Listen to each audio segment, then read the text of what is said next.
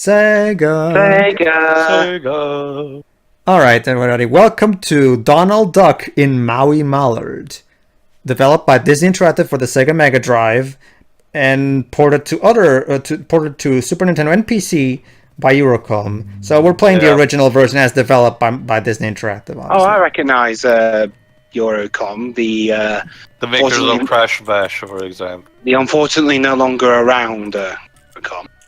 There was also a Game Boy game port made by this company called Bonsai Entertainment Group. Mm-hmm. The Game Boy ports of this time were always just, who cares? I mean, even wow, this Shabum shit. But Shabum has protected this island for centuries. Okay, tonight the idol is missing. Last reported sighting. The Mojo Mansion. And where's... So basically this is where the plot, MacGuffin and power stuff from the later Crash games came from. Sure. Yes. Anyway, yeah. Maui Mallard, that's the name of the game and the name of our main character. You're probably thinking, what are you talking about, Pedro? That's Donald. That's the thing. This is a game where, much like in some of the Muppet movies, Donald is actually not Donald. It's Donald playing a character. The character of Maui Mallard. Who is Maui Mallard? He's a detective on a Hawaiian shirt for some reason. A la Magnum PI, kind of. Yeah, probably a throwback to Magnum PI. And Magnum, is that show where that guy's in a wheelchair? No, it's the Tom Selleck. Anyway. Good. What happened? Okay, so basically, Maui Mallard is a detective, and this is the case of Shabum, an idol that got stolen. And we have to investigate it. We'll get more into that from when it comes to the plot, thanks to the manual that we have right beside us, the European manual even. However, let me first explain the gameplay. Basically, Maui Mallard is a side-scrolling platformer shoot 'em up. Basically, you jump around, you shoot your enemies with your gun that shoots various kinds of beetles. Interesting choice, beetles. Okay, so let me explain the beetles. You can actually mix the various kinds of beetles together. So the one that I have right now is the default one. Basically, it has infinite ammo, but it also has short range and the lowest power. Now let me just turn on the infinite ammo cheat so I can properly show what each combination does. All right. Okay. There's a John Lennon beetle that allows you to draw. The lightning beetle shoots these lightning blue thingies. The grenade beetle, which does this, it does a small explosion on it by its own. However, if you combine it with the lightning beetle, it does an explosion of lightning thingies. The fire beetle shoots boomerangs that... Yeah, they're not very easy to... Yeah, these ammos look a lot like the shitty weapons in Ghost and Goblins. They do not work and they travel the yard they want. Is there a Ringo Starr beetle? No. If you combine all three of them... Okay, so basically, if you combine the fire boomerang of the fire beetle with the other beetle, you can create the... So there you go. If you combine all three, it shoots a grenade beetle that does an explosion that kills everything on screen. However, obviously, that's the one that's the most ammo expensive, so obviously I wouldn't recommend using it unless it's in case of an emergency. Okay, so that's the basic gist of it. You also there's some minor puzzle solving. But outside of that, the game is a straight-up side-scrolling shoot-'em-up platformer. But it works fine for the kind of game that it's trying to be. Also, another curiosity, people, is that the music of this game was done by none other than the Italian famous Hollywood composer Michael Giacchino. So yeah, before he was a film composer, he was a video game composer. So yeah, this is one of his first works. Yeah. He also did a couple of the Jurassic Park games, hence why he eventually, and by eventually I mean like nearly 20 years, he got the composing gig on Jurassic World and Jurassic World Fallen Kingdom. I would say his big break. I would more like say that his big break was with J.J. Abrams with Star Trek. I'm saying eventually. He has done he did do big work before. I thought his big break was The Incredibles. Well, yeah, I guess you can say. Well, don't get me wrong. I love The Incredibles, but I don't find that score one of his best. It's fine, but it's not one of his best if you ask me. But anyway, back to the game. Yeah. So basically, everybody, you're probably wondering, like, okay, I don't really get this. Well, this is, as you can probably see, everybody, this is Disney Interactive at their most experimental. I kind of have a theory that the original plan was to just have a new IP altogether. But, oh, and by the way, that golden ticket that I just found, that's going to allow me to go into the bonus stage. You'll see in a moment. Chocolate Factory. My theory is that this was going to be a new IP, but somebody in the R-Up said that it would sell more if we had some kind of recognizable character. So let's have Donald Duck play our main character. There you go. This is kind of reinforced by the fact that if you watch the Angry Video Game Nerd episode where he covers briefly this, he's very confused and for a good reason. The Genesis Mega Drive version never came to America. It was only released in Europe and Brazil, of all places. Well, remember, Teo, Brazil loves Sega. They're a sucker for that, yeah. America only got the Super Nintendo version, well, the eventual Game Boy port, but also a PC version, a Microsoft Windows one. But the thing, in America, this game has a completely different title. It's called Maui Mallard in Cold Shadow. The name of Donald is not mentioned. I don't think not once in the title. I think hopefully there is in the manual, but in case. So basically, this got, and since Americans have a very limited culture when it comes to side materials of Disney that's not straightforward animation, these practically throw them off the roof for a concept like this. I have to really wonder why the hell the Mega Drive version was not released in America, especially considering how it's the actual original version as made by the developers. But whatever. No idea. And so, what's this level about? And the story, even for that. All right. Well, Dwibs, how about you tell us? Basically, everybody, this was back in the day where, in order to get the proper full context, we had to read the manual. So let's go to page 9 of the manual. Basically, everybody, for the context of those who don't know, there's a bio little thing of Maui Mallard in there, but the only thing that's interesting about it, it says address anywhere. Okay. Aside from that, oh wait, it also says favorite food, spicy chicken. Spicy chicken. So a bird eating a different bird. Yeah, that's the old Disney. The old Disney going Fury Confusion. Yay. Also, there are fingerprints, despite Donald having feathers on his fingers. Anyway, from the diary of Herne, acolyte sorcerer to the temple of Shabum. Anyway, legends foretell a time of strife when Shabum, guardian of the gates of vile darkness, shall fall from its place of power. All hope for the island will rest with a wanderer, a reluctant hero caught up in the end of the world, poised to save it, or to condemn it for all time. All right. The name's Mallard.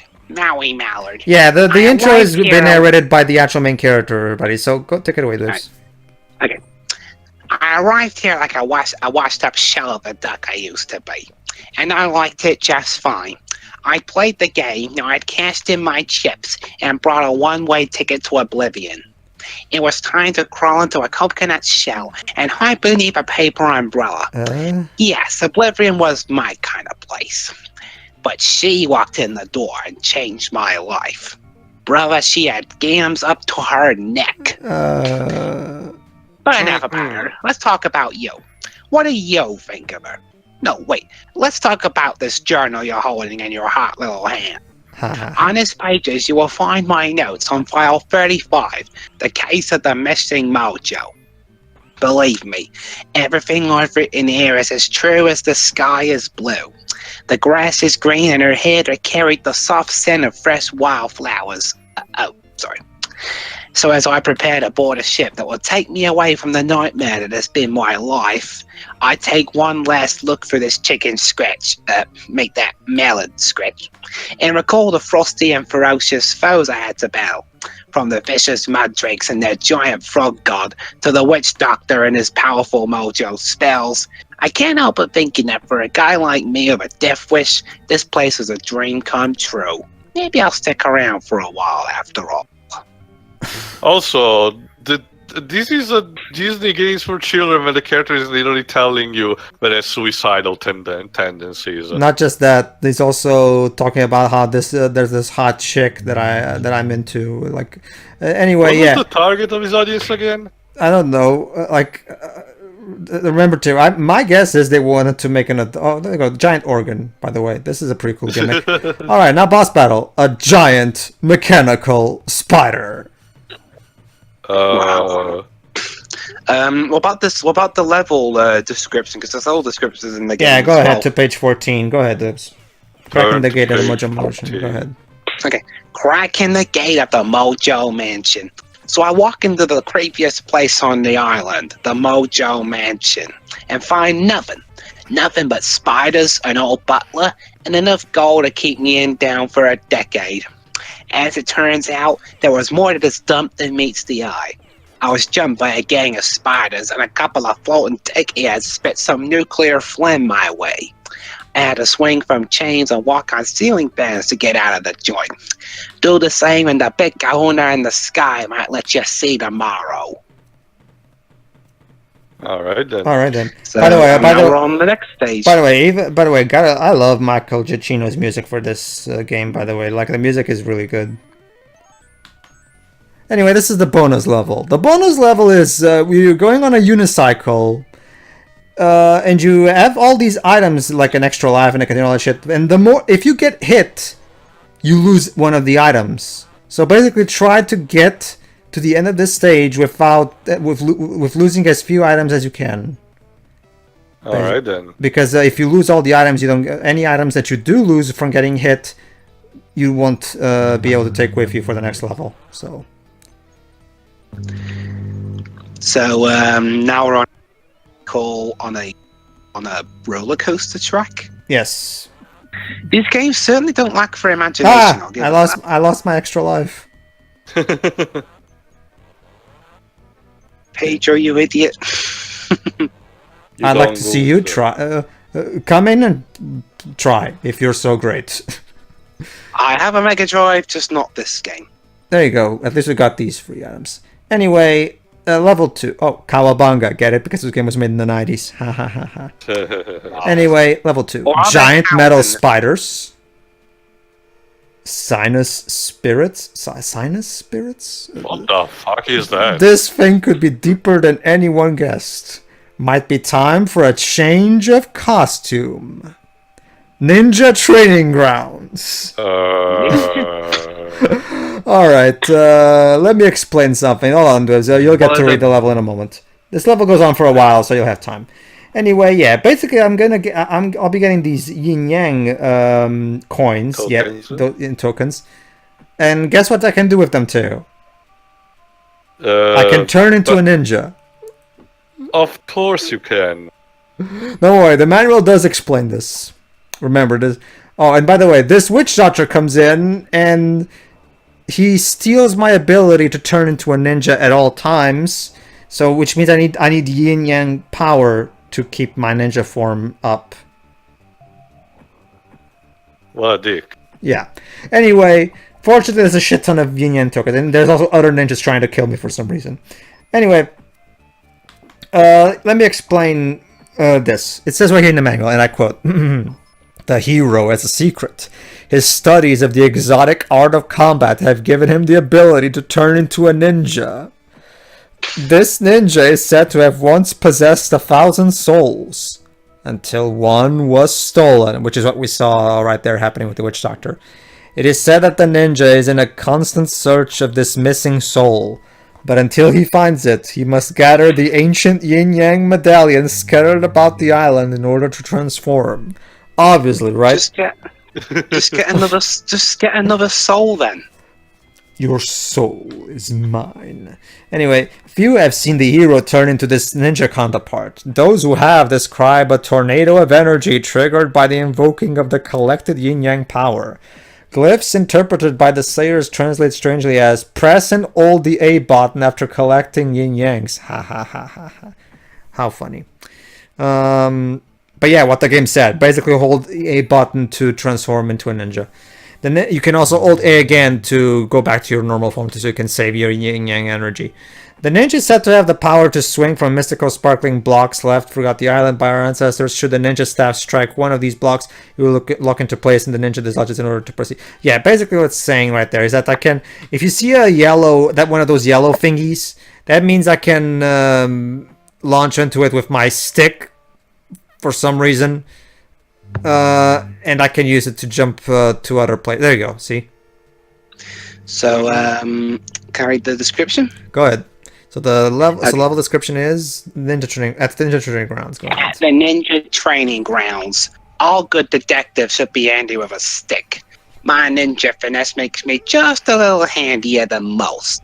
Knowing my ninja abilities might be the difference between survival and a shady plot at the local cemetery. I unpacked my pajamas and headed for the Ninja Training Grounds. While I was there, I sacked a straw training dummy or two. And wouldn't you know it, the first guy I met in the training grounds was the local island witch doctor. He was in a friendly mood, so he only swiped a couple of my remaining souls and used them to create an army of ninja clones for me to battle. I hate that. Good luck getting through this place. You're gonna need it. To learn more about ninja moves, see the Becoming a Ninja section under Control Yourself, Dollface. There have been reports of the ninja's little-known ability to climb up shafts of stone by wedging his staff into cracks in the rock. Yeah, well, I'll explain that later. But yeah,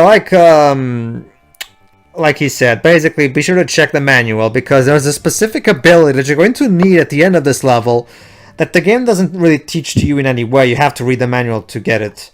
Oh, and here's what the manual was just saying. There you go. Another thing you can do with the ninja is you can press the A button during one of these tight spots to, you know,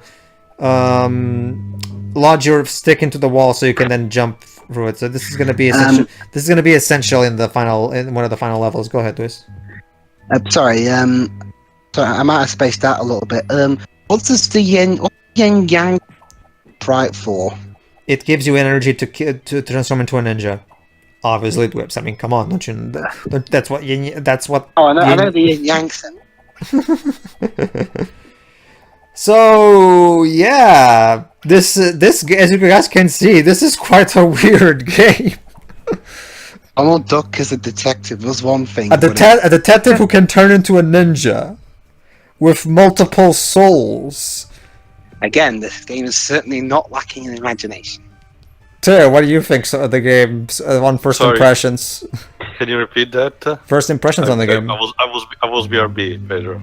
Oh, well, we were just coming to the conclusion that the game this is really a weird game. So Teo, What the hell is going on with the statue? Basically, oh yeah, I didn't explain that. Basically, sometimes these big duck statues, you go into them and then you control them until get to a certain place where they let you go. And that's basically it. So Teo, first impressions on this interesting game. Weird. It is. I mean, as a person who grew up, for example, with the Disney comics, I'm used to more weird stuff involving the characters, but considering it's not the same for other countries, like especially America, this is really weird for a video game. Yeah. Again, that's why I have my primary fear that this was they probably wanted to make a new IP, but they couldn't, like with completely new characters. But this was changed. Again, the actual official name of the game in the Mega Drive version is Donald Duck in Maui Mallard, which makes it way more marketable. So I really have to wonder why the fuck they changed the title to Donald Duck in Cold Shadow. Sorry, Maui Mallard in Cold Shadow. Sorry. There you go. Basically, when I go into one of those statues, I can control it, so I can go through these rocks. It's the only way to go through these rocks, basically. And at some point, it just lets me go. By the way, the red yin yang tokens, I didn't explain them. Every time you find a red yin yang token, it expands your combo. Basically, you swing your bat by pressing the B button, and you can just mash more to keep spamming the combo. However, the combo is of course only as big as you have it. So in order to increase your combo by one, get a red yin yang token. So right now I have I think 4. I think I have a 4 hit combo right now. However, be careful. If you lose a life, your combos go back to just one hit. So try not to get killed, I guess. Well, it's more generous than other games where you lose a combo as soon as you get hit or miss a move. Yeah. Okay. So yeah, the point, right? I don't really know what the hell we're doing in this ninja. It's like they couldn't come up with a good way to establish the ninja element. Simple. He's on a ninja training ground because the investigation somehow brought him there. Not just that, this clearly Polynesian-inspired environment is a ninja training ground.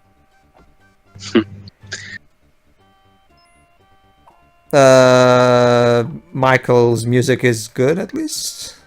It is. Oh, yeah. I mean, he's never made a bad score. I mean, the worst scores he makes are like the forgettable ones, like Dawn of the Planet of the Apes. I love that movie, but the music's not one of its best points. I'll be honest. No, it's not.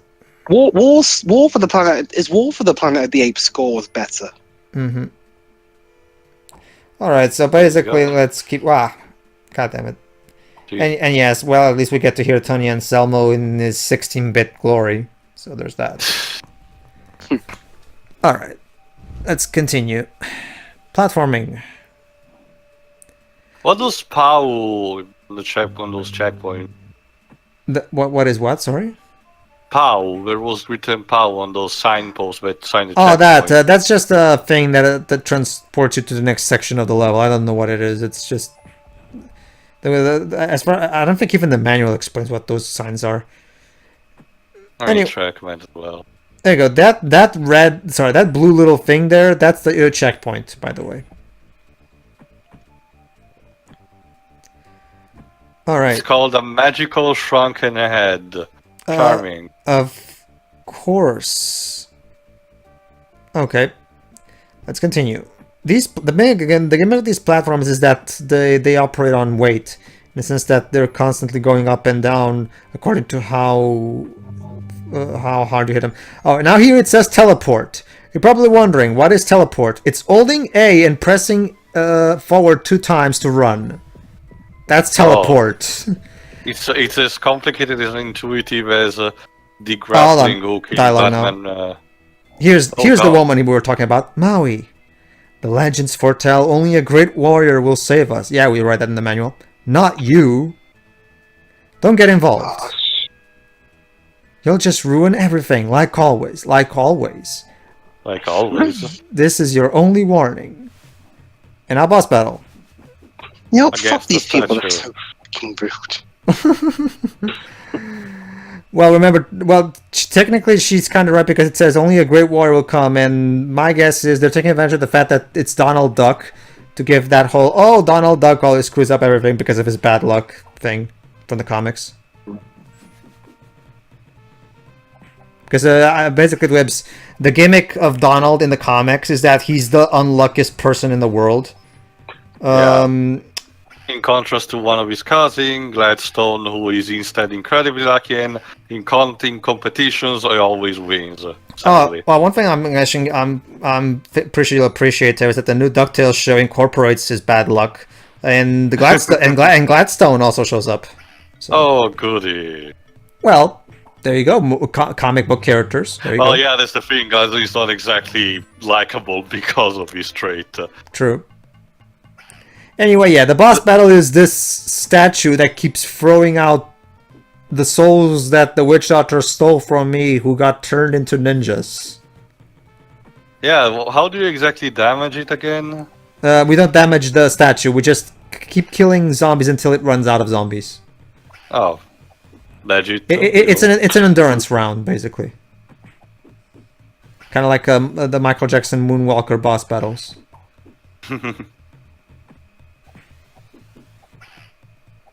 Here we go.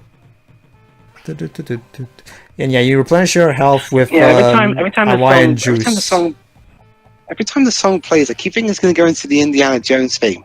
Da, da, da, da, da, da. Well, remember, this track even sound a little bit like it. Well, remember, Giacchino's big idol is John Williams, so. Here we go. Yeah. Level complete. I love the level complete fanfare. Yeah.